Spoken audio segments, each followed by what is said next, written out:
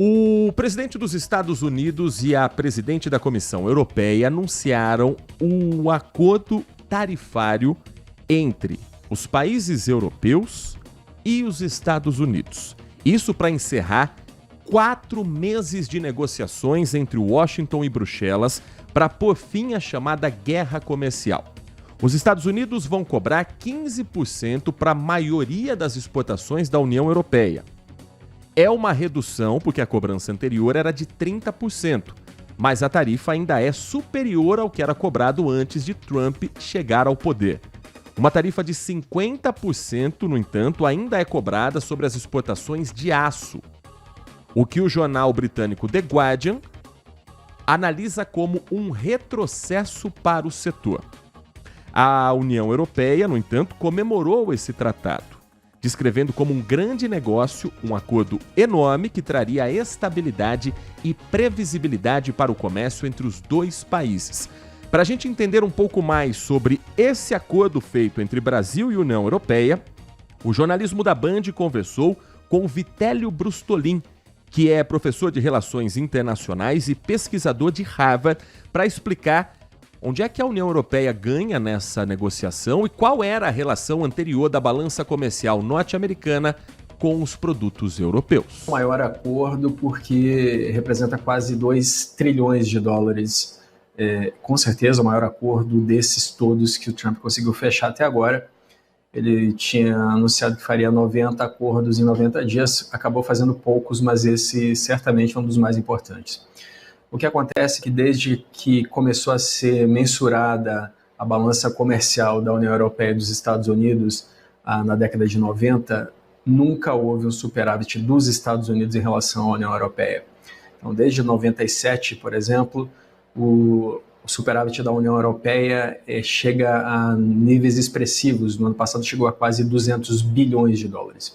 Então, a própria Ursula von der Leyen, presidente da Comissão Europeia, disse que esse acordo traria mais justiça para a relação comercial do bloco europeu e dos Estados Unidos, e é por isso que os termos dos Estados Unidos foram aceitos. Há pouco tempo, o Trump havia anunciado que poderia cobrar 30% de tarifa da União Europeia, o que seria inviável para a maior parte dos produtos exportados do bloco europeu, mas esses 15% de tarifas são considerados aceitáveis, lembrando que alguns produtos ficaram fora dessa negociação. Aço e alumínio, por exemplo, continuam com tarifas de 50%. Ganha o mercado dos Estados Unidos. A União Europeia, como eu falava, sempre vendeu mais para os Estados Unidos do que comprou.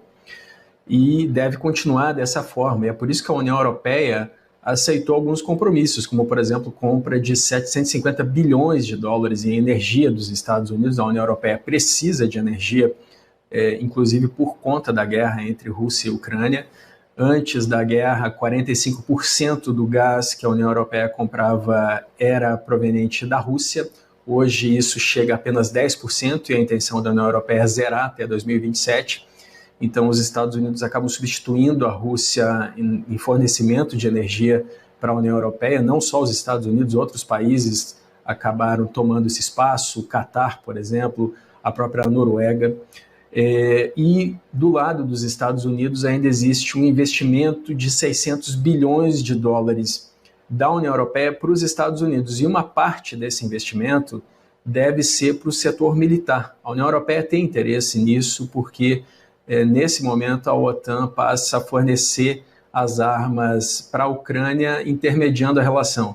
No governo Biden, os Estados Unidos forneciam diretamente à Ucrânia. Nesse momento, a OTAN compra essas armas e entrega à Ucrânia. Então, existe ainda um interesse mútuo porque a União Europeia teme o avanço da Rússia em território europeu e os Estados Unidos querem vender armamento. Então, existe ainda um jogo de ganha-ganha entre a União Europeia e Estados Unidos. Esse Vitélio Brustolin, professor de Relações Internacionais e pesquisador em Harvard, falando a respeito do acordo anunciado entre Estados Unidos e União Europeia. Enquanto isso, a comitiva de senadores brasileiros que viajou aos Estados Unidos para tentar negociar as tarifas impostas ao nosso país, essa comitiva começa hoje uma série de reuniões com congressistas norte-americanos e com representantes do setor produtivo. A agenda inicia a 4 dias da sobretaxa anunciada pelo presidente Donald Trump entrar em vigor. São 8 parlamentares que participam da delegação, que pela manhã de hoje tem reuniões na Embaixada do Brasil em Washington e à tarde esse grupo deve ir à sede de uma organização de empresários onde se concentram com lideranças e representantes que já fazem negócios entre Brasil e Estados Unidos.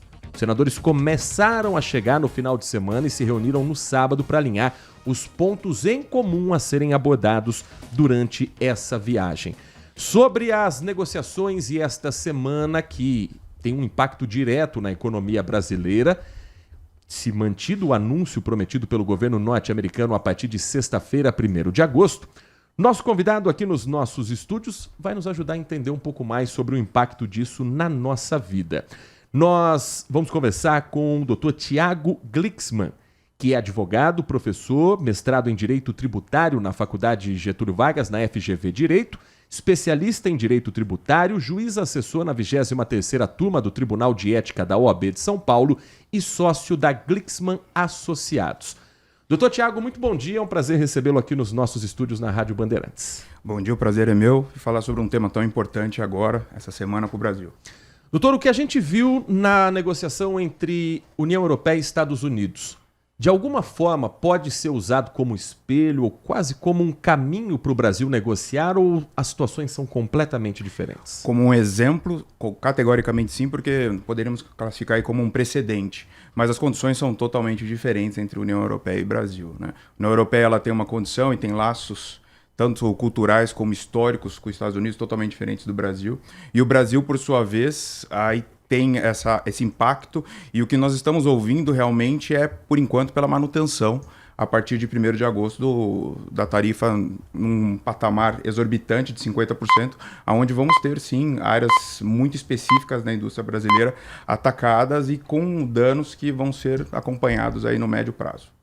O governo brasileiro diz que quer negociar as questões tributárias, mas não se envolve em questões políticas. O governo entende que as exigências relacionadas ao processo contra o ex-presidente Jair Bolsonaro e as sanções em função das Big Techs não devem entrar em pauta. Como é que você vê esse caminho tomado pelo governo brasileiro? Perfeito. É importante realmente separar as conversas, até porque isso é um outro cenário muito bem abordado, porque o cenário para o Brasil, na exportação, ele não há nenhum tipo de reflexo no Brasil. O problema é quando esse produto ingressa em território americano, porque aí sim há uma aplicação, nós poderíamos até falar por uma linha didática, assim, uma medida protecionista de 50% a mais desse produto, ou seja, então o americano ele avalia, né? Vou importar do Brasil, por exemplo, ou vou importar, e aí foi uma notícia que nós tivemos aí hoje, informações, é que vou importar, por exemplo, do Paraguai, onde não há uma medida, por exemplo, de um acréscimo de 50%. Então essa é a conta, porque no final do dia há um impacto sobre o preço. Essa discussão está sendo levada, como foi muito bem dito, né, um precedente importante que a União Europeia conseguiu, foi um dos poucos acordos aí concedidos pelo governo do Donald Trump. Agora, em teoria, são situações diversas e com toda certeza, pelo menos pelas nossas expectativas, é que o trabalho dos senadores nos Estados Unidos não vai ser muito fácil, em razão até das expectativas. E como eu disse, há muitos estudos até de mobilizações de empresas no Brasil para outros países, tratando aí de uma certa fuga para que não houvesse esse impacto aí de 50% sobre as exportações. Nath Luquezzi, Manhã Bandeirantes, conversando com o Dr. Tiago Glixman, advogado mestrado em Direito Tributário, professor e ajudando a gente a entender um pouco mais esse assunto tão complexo. Bom dia, Tiago. Mas trazendo assim para a realidade, se caso haja mesmo, se caso tudo isso possa vir a acontecer, existem já alternativas, expectativas de alternativas para poder mitigar pelo menos esses impactos? Essa é uma ótima pergunta, acredito que seja uma das maiores perguntas, porque nós temos setores aí dos mais diversos impactados, né? Então, quando essa notícia veio no primeiro momento, nós tivemos aí a informação de que uma das principais indústrias aí que seriam, né, afetadas, por exemplo, e é uma empresa, a Embraer, onde nós temos um grande número das exportações da Embraer destinadas a esse país. Lembrando que a Embraer recentemente, inclusive, se capitalizou, teve um empréstimo para que houvesse esse tipo de mobilizações. Então, realmente a gente tem setores aí que vão ser muito impactados limitados. Isso precisa ser visto de forma singular. Existem commodities, situações de infraestrutura. Então, por exemplo, existem empresas no Brasil onde o predomínio da exportação para os Estados Unidos, por exemplo, da parte de infraestrutura, de fibra ótica, etc. e tal, é estritamente aos Estados Unidos. Então, hoje, fazer uma mudança nessa estrutura, ainda que seja uma alternativa em razão do lapso de tempo, que nós estamos falando aí de uma semana, é quase que impossível. Então, em teoria, nós vamos aí sim ter um impacto em algumas estruturas no Brasil. E aí, um dos pontos também que precisam ser levados em consideração, que isso acho que é um dos maiores pontos, é que realmente há um certo protecionismo dos Estados Unidos em manter a estrutura local. Então, nós já olhamos para a história dos Estados Unidos, então sempre houve esse desenvolvimento, esse protagonismo do americano, e realmente todas essas medidas, uma das grandes respostas que nós podemos ter é exatamente isso. Lógico, guardadas as proporções, né, de União Europeia, mas para outros países, principalmente países subdesenvolvidos, onde você tem um impacto maior, realmente o protecionismo dos Estados Unidos vai continuar sendo ainda categoricamente maior. Inclusive, ele adota medidas para que as indústrias venham para os Estados Unidos, né? Então, ele também, semana passada e essa semana, acredito que ele vai até regulamentar outras coisas, facilitando o green card, facilitando a inclusão de empresas, ou seja, fomentando, aumentando a estrutura dos Estados Unidos frente aos outros países. Na última semana, o governo de São Paulo, através do governador Tarcísio de Freitas, anunciou a criação de uma linha chamada Giro Exportador, para disponibilizar 200 milhões de reais em créditos com juros subsidiados para empreendedores que mantenham essa relação comercial com os Estados Unidos. Isso pode diminuir o impacto, pelo menos, para as empresas paulistas? Perfeito, perfeito. Todos esses fundos, realmente, eles são muito bem valorizados. O governador Tarcísio, que realmente estava aqui na região recentemente, estava conversando bastante com os empresários em relação a isso. Uma das estruturas, e ele também se mobilizou em outras áreas que nós acompanhamos, inclusive da parte tributária, reduzindo alguns outros benefícios para tentar trazer algum tipo de benefício para quem sofrer tanto com isso. Então, realmente, vai haver um impacto, pelo menos no curto prazo, de fluxo de caixa para esses exportadores, mas eu acredito que uma das principais alternativas até é realmente começar a diversificar o mercado. Os Estados Unidos traz aí uma grande demonstração de que realmente ele vai fazer e valorizar a indústria nacional em demérito das importações de outros países. E o que acontece se houver inadimplência dessas empresas exportadoras? Inadimplência no sentido... Quanto às obrigações tributárias e tudo não mais. Pagar, por exemplo, essa linha de crédito com o governo de São Paulo. Realmente. Aí, nesse caso, como a gente está falando aí, por exemplo, de um empréstimo contratado, ele acaba tendo uma certa irregularidade financeira e fiscal. Então, isso trazendo para o nosso dia, assim, sendo bem didático, é como se o score da empresa ficasse negativo. Então, a partir daquele momento, o empresário, a empresa, ela acaba tendo muitas dificuldades em contrair outros empréstimos, o que, pela nossa visão aí de mercado, isso vai virando quase que uma bola de neve e pode gerar situações até de ruptura das empresas. Ou seja, em teoria, esse é o grande impacto de um empréstimo, né? Ainda que sejam sobre juros subsidiados, é que o empresário, a empresa, ela tem que começar a andar em paralelo, né? Uhum. Ela tem que adimplir, ou seja, pagar corretamente o empréstimo dela, mais os custos mensais disso. Isso realmente não é nada fácil, inclusive pensando num cenário como esse, onde há uma grande redução para as empresas preponderantemente exportadoras, por exemplo, para os Estados Unidos. No dia a dia, a gente já sente que o mercado está inseguro em relação às tarifas que estão para serem aplicadas. Essa promete ser uma semana de sobe e desce de preço do dólar, de impacto, de repente, na economia nossa mesmo, no supermercado? Perfeitíssimo comentário. Isso é uma coisa que nós acostumamos no Brasil, né? Qualquer tipo de brisa vira um vendaval. E realmente é isso que nós estamos acompanhando. Essa semana é uma semana em que, hoje, segunda-feira, não há nenhuma previsão para que 1º de agosto haja uma alteração, ou seja, um impacto. Isso traz o quê? Isso traz toda essa preocupação, e sim, o efeito ele é dos mais diversos, né? Então, para aquele consumidor que está ali no dia a dia, como foi muito bem ponderado ali no supermercado, a gente já vê assim, uma volatilidade dos preços, das informações, uma retração muito grande das empresas em tomar algum tipo de postura. Por quê? Porque eu não sei para que lado vai, ia fazer uma exportação, agora não sei mais o custo, etc. e tal, sobre isso. Então, sim, a gente vai sofrer grandes impactos, principalmente em coisas que são básicas, como, por exemplo, cesta básica, como na parte, por exemplo, de combustíveis. Então, tudo isso são os primeiros impactos, além, logicamente, dessa flutuação do câmbio. Que isso realmente impacta muito, não só nas exportações, né? E a gente foge do campo das exportações e vem para a importação também. Lembrando que o Brasil, em razão da sua visão no mundo, ele é um grande importador, né? Então, partindo desse mesmo pressuposto, a taxa de desemprego pode ficar alta, principalmente nesses setores. Boníssima consideração. Esse é um dos principais fatores. Onde nós temos hoje empresas exportadoras, onde elas são de médio e de grande porte, onde ela tem um nível de empregabilidade extremamente alto, onde a gente já está num contexto do Brasil, que nós estávamos falando aqui nos bastidores de tributação, de mudanças, e agora impactos como esse, com toda certeza. Um dos grandes pontos é a preocupação com o nível de empregos. Mas isso vai ser rápido, você imagina? Acredito que não.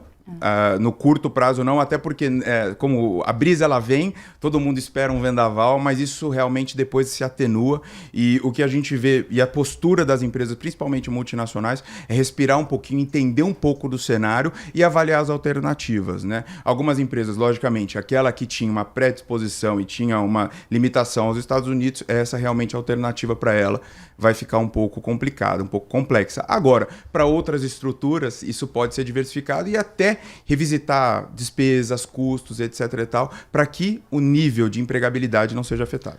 Nós estamos conversando com o Dr. Thiago Glixman, advogado, professor, mestrado em Direito Tributário da FGV Direito, especialista em Direito Tributário e em Economia de Empresas, juiz assessor na 23ª Turma do Tribunal de Ética da OAB de São Paulo e sócio da Glixman Associados.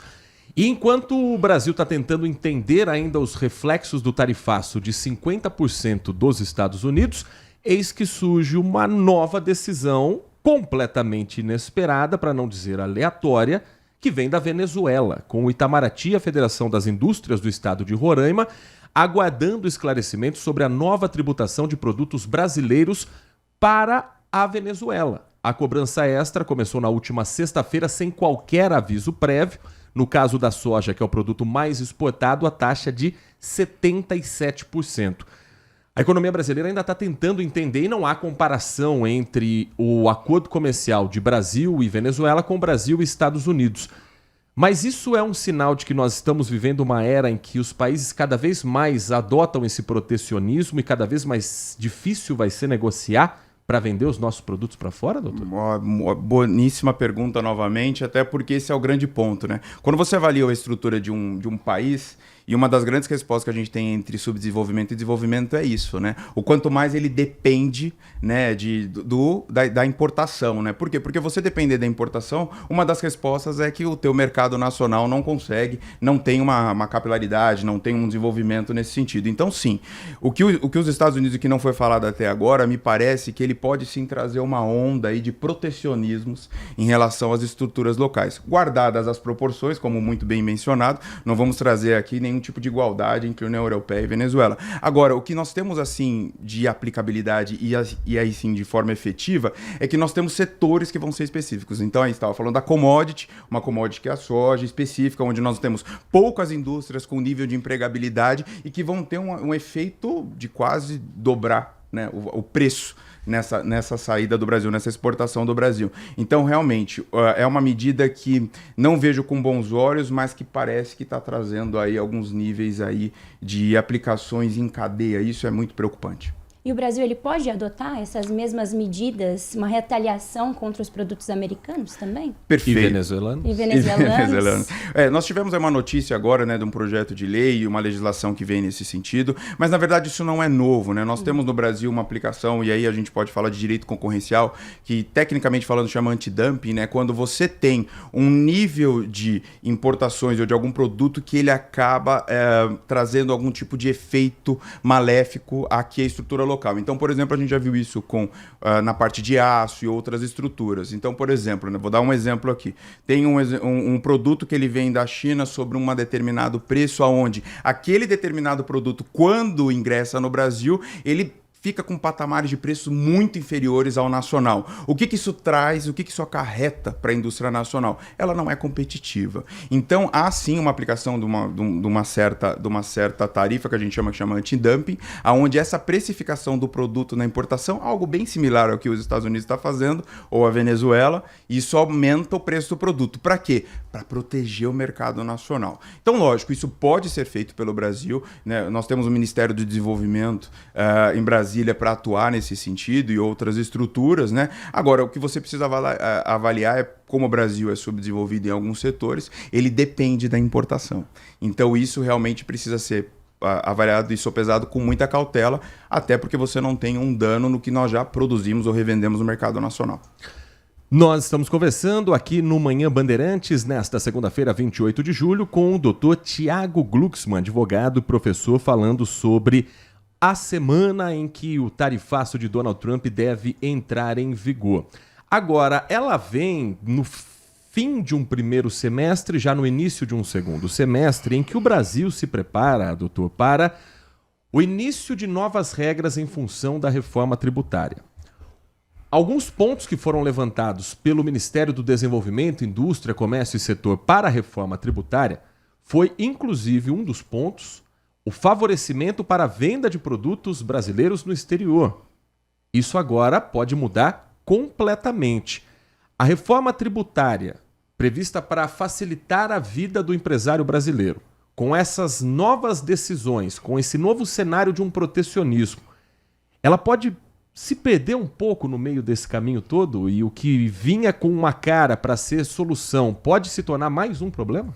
Se perder, eu acredito que não, mas sim tem variáveis que precisam ser realmente consideradas nesse contexto. Quando a gente olha para o cenário de reforma tributária, ele é um cenário muito aplicável no Brasil, onde infelizmente, né, poucas pessoas ainda se conscientizam dessa necessidade, em que no ano que vem, a partir de 2026, nós já vamos ter alterações sistêmicas importantes, onde vão ter, por exemplo, empresas que, se não fizerem as alterações, não vão conseguir faturar, porque, por exemplo, a nota fiscal dela não vai conseguir ser emitida, então esse é um grande ponto. E uma das grandes reflexões aí trazidas que eu vejo com muito bons olhos era a reforma tributária, quando a gente olha para ela, que ela começa a partir de 2027 e finaliza em 32, mas aí eu estou falando só dos aspectos técnicos.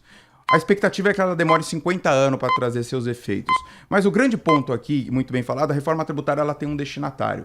E o grande destinatário, ao nosso ver, nós que estamos estudando bastante elas, são as grandes empresas.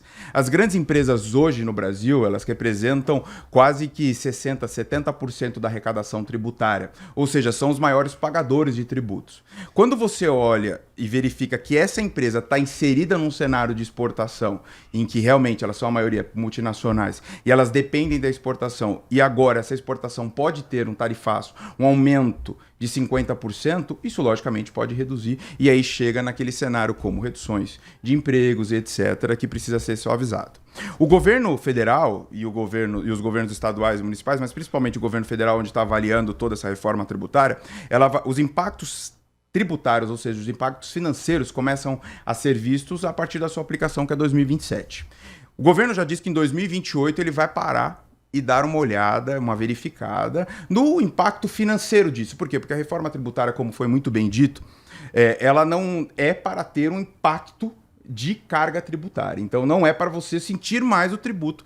Ou seja, para que isso não ocorresse, então o trabalho é feito de trás para frente. Vê o impacto do tributo no PIB e, a partir disso, você vem trazendo para que as alterações de produtos não alterem aí, as alterações de fatores não alterem o produto. Isso possivelmente vai ser revisto. Quando a gente, em 2027, entender a aplicação efetiva da reforma tributária nos seus primeiros cenários, que vai ser no cenário federal, sobre o consumo, e lembrando que essa primeira fase é sobre o consumo, ou seja, efetivamente a dona de casa, o senhor ali no comércio, no dia a dia, ele comprando, mas aí aquele produto que era um produto de uma indústria que poderia exportar muito, ele vai ter que repassar isso no preço. Então, realmente, a gente pode ter alguns fatores aí que são revistos, mas isso já é previsto pelo governo, tá? A partir de 2028, a gente começa a verificar se toda essa estrutura que está sendo aplicada, que ela não tem só esses fatores, mas um dos grandes fatores é esse, para que houvesse aí um mínimo de impacto no dia a dia, que seria o preço. E uma das mudanças, como você disse agora, é a emissão das notas fiscais. O que muda agora? Perfeito, boa pergunta. Isso é uma das grandes preocupações, né? Eu, como advogado, palestrante, consultor, me preocupa muito as empresas ainda não terem essa sensibilidade, né? Hoje, nós já estamos no ambiente de alterações de nota fiscal. Isso começou agora, dia 1º de julho, né? São alterações que, só para trazer aqui uma linha de complexidade, são 66 folhas dos próprios instituidores aí, com alterações em nota fiscal. Para quem não sabe o que é uma nota fiscal, é aquele papelzinho que é por meio daquele papel que uma empresa recebe o dinheiro dela, que ela recebe o faturamento. Ou você, prestador de serviço, recebe o seu valor, ou seja, ela é extremamente impactante. Um setor só, uma linha só não vai ser aplicada a partir de 2026, que são as empresas aí que a gente fala que estão no Simples Nacional, empresas com faturamento até 4,8 bilhões e que são grandes empresas, a maioria das empresas no Brasil. Agora, empresas que estão em estruturas maiores, né, que a gente chama de lucro presumido ou lucro real, principalmente, vamos citar aí as empresas aqui, por exemplo, a Band, empresas como essa, elas necessariamente, a partir de 1º de julho, já precisam começar, ou seja, já deveriam ter começado a adotar as estruturas. A partir de outubro, isso vai ser validado para que a partir de 5 de janeiro de 2026, se não tiver essa alteração, não há emissão de nota. Ou seja, a reforma tributária, e isso que a gente trata muito, ela é uma realidade no país desde 2023. Ela vem sendo muito bem estruturada, nós temos aí vários contornos, inclusive aí de transparência de informações. Hoje no Brasil, né, vamos comparar o Brasil agora com os Estados Unidos, saindo um pouco do tarifaço. Nos Estados Unidos você vê a tributação de uma forma muito límpida, porque quando você compra um produto, quanto que custa essa cadeira? Custa 10, mas quando você vai pagar, você paga 12, você vê o 2. No Brasil não há essa visão. A gente começa, então, numa mudança cultural para que você de casa consiga realmente entender aonde está o tributo, para que no futuro você possa perguntar também para onde foi o tributo. Uhum. Mas a grande pergunta hoje realmente essa estrutura. Então, hoje, realmente, um dos maiores impactos no Brasil, e acredito que vai ser aí pela próxima geração, é a reforma tributária. E os escritórios de contabilidade estão preparados para essas mudanças? Boníssima pergunta. Eu, como palestrante do Conselho de Contabilidade aqui de São Paulo, de Tocantins, te digo que começaram a ficar, né? Realmente não há, e aí é muito interessante, isso tinham muitos céticos, né? Que não, isso não vai acontecer, mas categoricamente isso, por meio de legislações e hoje em dia aplicado, é realidade. E os escritórios de contabilidade e demais profissionais começam a ser motivados, assim. E quem traz essa brisa, quem traz esse assopro? O empresário. Uma das grandes alegrias que a gente está vendo com a reforma tributária é essa conscientização de todos em trazer essa necessidade. E aí, logicamente, precisa ser adequado, mas num curto prazo, que eu diria que não é curto, é curtíssimo, né? Porque, querendo ou não, nós já estamos em agosto. Se isso não for feito até dezembro, em janeiro, a empresa realmente não consegue ser operacional na parte de faturamento. Mais alguma pergunta? Podemos finalizar então com os desafios, eu acho. Quais que são os desafios daqui para frente que principalmente os empresários, os microempresários vão enfrentar?